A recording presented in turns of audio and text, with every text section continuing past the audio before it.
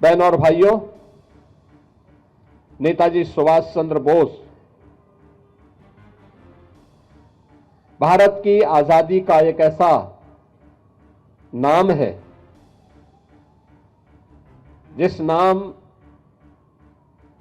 के माध्यम से उनके विराट व्यक्तित्व और कृतित्व हर एक भारतीय के सामने अपने आप आता हुआ दिखाई देता है। हर भारतीय इस बात के प्रति जब भी हम नेताजी सुभाष चंद्र बोस का नाम लेते हैं, हर भारतीय के मन में श्रद्धा और सम्मान के साथ ही ओज, तेज और किसी भी विपरीत से विपरीत परिस्थिति में भी देशद्रोही और देश विरोधी तत्वों के सामने न झुकने का एक दृढ़ संकल्प हम सबको दिखाई देता है। नेताजी सुभाष चंद्र बोस 1897 में कटक में जन्म होता है। एक प्रतिष्ठित अधिवक्ता परिवार में जन्म लेने और बचपन में ही उन्हें ब्रिटेन में उच्च अध्ययन के लिए भेज दिया जाता है। आईसीएस की परीक्षा में सर्वोच्च स्थान प्राप्त होने के बाद भी उन्होंने अंग्रेजों की चाकरी करने से इनकार किया था और भारत के स्वाधीनता आंदोलन में कूद पड़े थे। भारत का स्वाधीनता आंदोलन यह वह कालखंड है जब गांधी जी के नेतृत्व में पूरा देश इस आंदोलन को एक नई दिशा देने की ओर अग्रसर था।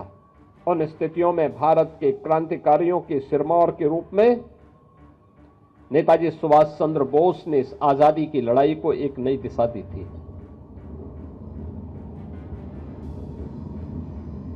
उनका विराट व्यक्तित्व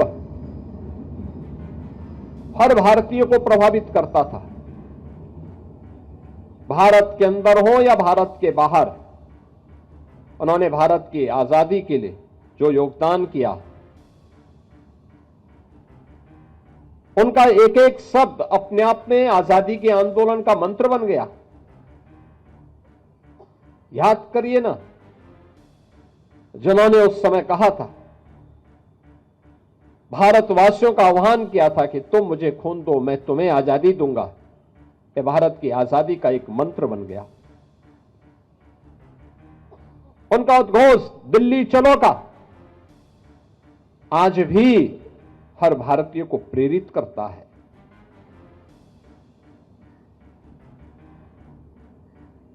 कदम कदम बढ़ाए जा, खुशी के गीत गाए जा।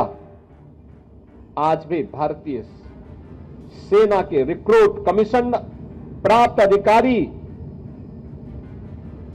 अपने दीक्षांत समारोह में बड़े शान के साथ हर भारत का सैनिक इस गीत को आज भी गाता है। यह भी नेताजी सुभाष चंद्र बोस की देन है।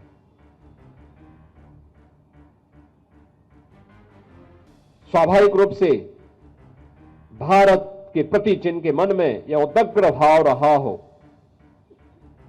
और नेताजी सुभाष चंद्र बोस के प्रति श्रद्धा और सम्मान का भाव, कौन ऐसा भारतीय होगा जिसके मन में न हो। और आज नेताजी सुभाष चंद्र बोस को उनकी इस पावन जयंती के अवसर पर हम सब को स्मरण करने, उनके प्रति कृतज्ञता ज्ञापित करने और नमन करने का एक अवसर हम सबके सामने आया है। मैं आज के इस अवसर पर नेताजी सुभाष चंद्र बोस के योगदान के प्रति कृतज्ञता ज्ञापित करते हुए प्रदेशवासियों की ओर से आजादी के आंदोलन को उनके द्वारा दी गई जो दिशा थी, भारत में रह करके, भारत के बाहर रह करके भी उन्होंने जो योगदान दिया, जर्मनी में, जापान में और दुनिया के तमाम अन्य देशों में जाकर के जो नेतृत्व प्रदान किया, वह हर भारतीय के लिए स्मरणीय है।